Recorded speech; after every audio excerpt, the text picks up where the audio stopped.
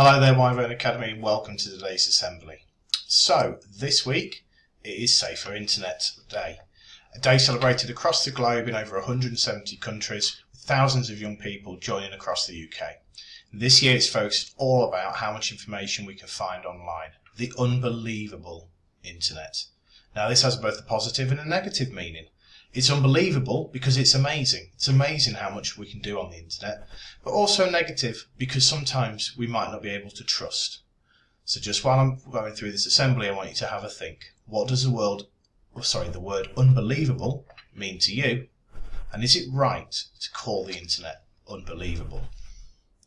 So, as we're working the way through this, I want you to have a really good think about what we're talking about and how it affects you. So there's four ways that we receive information nowadays: through the TV, radio, internet and newspapers. So if you want to pause this assembly for a second and have a little think, which one do you use to find most of your information out? Have a little think for a minute. Okay, now I'm going to guess that most of you are thinking about it's probably going to be one thing. It's probably going to be the internet. But is that the most accurate? Is that the best source of information that you can come across? Now, if we were in the hall, I'd be asking you to put me a show of hands. We're not, so I need you to think. And if you want to email me some of your thoughts, feel free. It's holden@wyvernacademy.org. So, what we can say about the internet actually scores quite low for accuracy. It's not the most reliable source of information because there's all sorts of things that can come from different places. People can put almost whatever they want on the internet. But actually, it could also be very accurate because of the number of people that know what they're talking about. So it's really quite difficult to make that distinction of whether we believe what we read online. So, should we stop using the internet for information? Or do we need to create a new way to get that information? It'd be interesting to hear your thoughts. So I'm going to give you a bit of a challenge. Can you defend getting your information online? Are there benefits to you taking in that information online? If you want to pause this assembly for a second, have a little think, have a talk to the people at home, and see what you can come up with.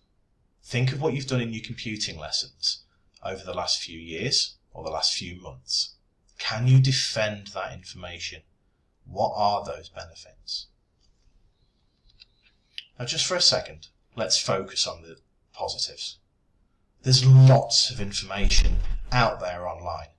You can get hold of an incredible amount of data and information really quickly. The speed and the convenience is fantastic.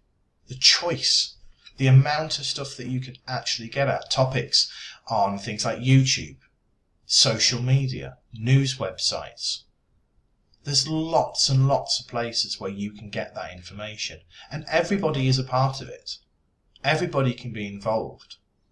And the whole idea of the internet is neutral, and it builds on equality at its heart. I'm going to give you a little bit of information here. Views on the news. 35% of 12 to 15-year-olds in the UK think that social media provides a trustworthy news source or most of the time. But is that true? Is that something that we actually need to think about? Is it trustworthy? Is it all or is it most of the time? So stop and think. How does it make you feel to know that sometimes you cannot trust all of the information that you see online? And sometimes it can make you feel quite disappointed or annoyed. Just take a few seconds to have a little think about it. How do you feel if you find out that some information online isn't all it's cracked up to be? If you want to pause this assembly for a second and again have a little talk with those people at home or have a think. If you ever felt annoyed, disappointed, not bothered, powerless, or is there anything else that you feel about the information online if it comes out that it's not true? Now you might feel a bit of a mix of these feelings. You might think, oh, actually there's all sorts of things. But it's not all bad news. There's some really good quality news out there, and a lot of it is looked after. It's watched and it's made sure that it's reliable. So have a think of things that have happened in the last 12 months. What's going on in the world and What news can you get? What information? If we allow ourselves to stop trusting any news online, we're going to have a massive problem. So how would you know about the pandemic? How would you know what's happening? How would you know about important social issues, things like Black Lives Matter or climate change? Where would you get that information from if it wasn't online? So have a little think. What kind of future do you want? What sort of information do you need? What can we do to stop the spread of fake news? What can you do to make sure that other people are not misled? How can you make a positive change to the way the internet works? So there's lots of things that we can do. Stop following unreliable accounts. If you know that an account that you follow is coming out with a load of rubbish or spreading fake news, unfollow them. The power of the internet comes by the number of followers. If those followers disappear, those people will not have that power. Make sure you're sharing good quality information. Once you find out that something you know is true, that you can back it up, share that.